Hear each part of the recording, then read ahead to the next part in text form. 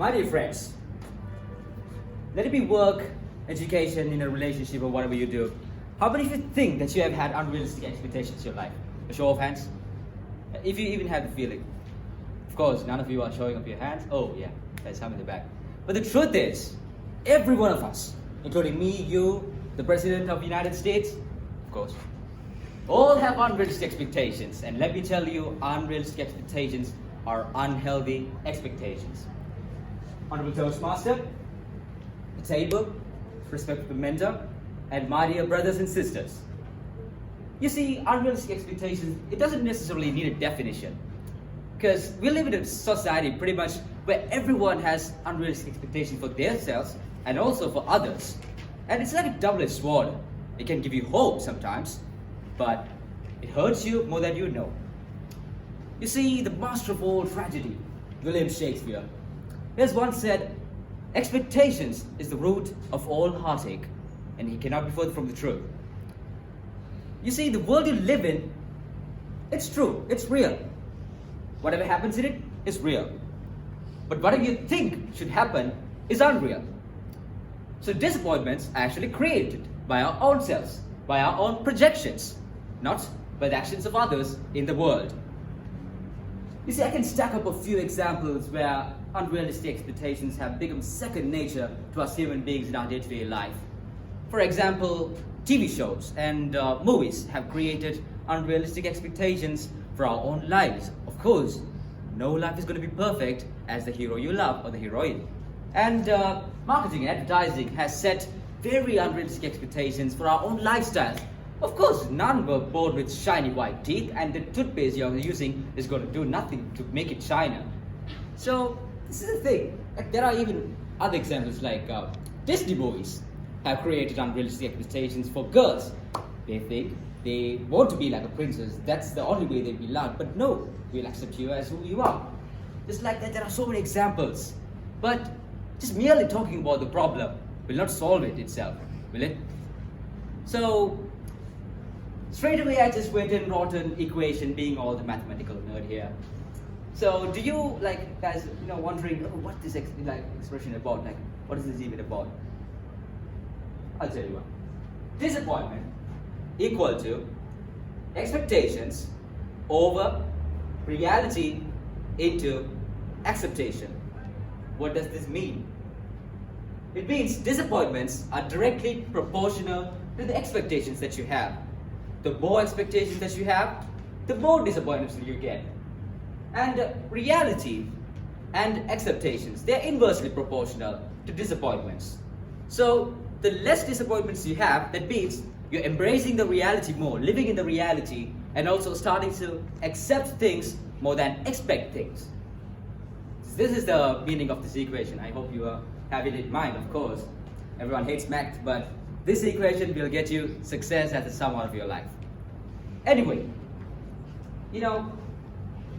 some of you all may be wondering, I'm talking about unrealistic expectations, and you could agree, yeah, they are unhealthy expectations, but I'm just talking about the problem. I'm not giving any solutions, right? So, what if you all in the audience could think, Bruce, help me out here. What are you talking about? Give me some ways to evade unrealistic expectations if they are so much destructive to you. Well, I'm no saint, my dear Gaveliers. I have made a lot of mistakes in life because of the own unrealistic expectations that I have had. I have had failures, I've had a lot of disappointments, because you see, disappointments are the products of having unrealistic expectations. They are just resentments waiting to happen in your life, not the reality. We have all created this fantasy bubble for ourselves, where you're adored so much, where you adore everyone so much, everything. And this bubble, the wall, is so thin as a soap bubble. So when under pressure it breaks, you suddenly find yourself jerked into reality. And this is where you get disappointed. You break down, you stop right there. Oh my God, what has happened? Is reality really so disappointing, as Thanos said? Yes, it is. So how do we cope with this problem? Well, I have been implementing these 4 techniques on a daily basis, so maybe you could try it out. The first thing is, learn to accept. This is the key to eradicating all the unhappiness, depression, disappointments, desperation, all these bad things in your life. Just learn to accept. Are you hurting inside? Just accept the pain. Because to heal the pain, first you need to feel the pain. Like, do you keep losing in everything you do? Well, accept the failures.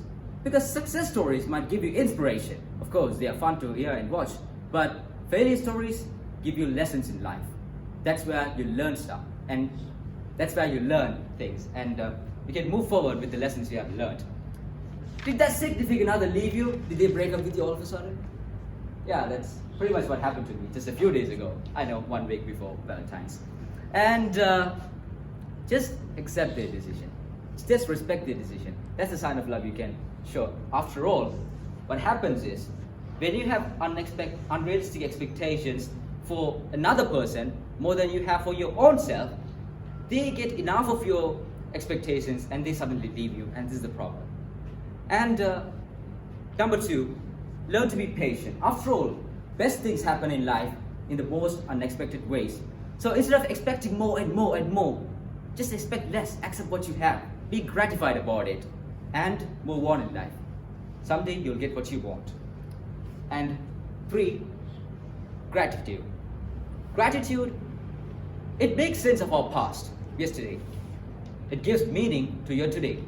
It gives peace. And it gives a vision for tomorrow. So just be gratified about all the things you do, all the things you have right now. And last but not least, learn to live alone. You know, he who sits alone, walks alone, sleeps alone, who is sternest and subdues himself alone, will find delight in solitude of the forest. Thoughts of Buddha from Dhammapada. Just like this, life is a forest. There's so much to explore. Learn to find delight in the solitude. You will explore more and figure out yourself. Over to you.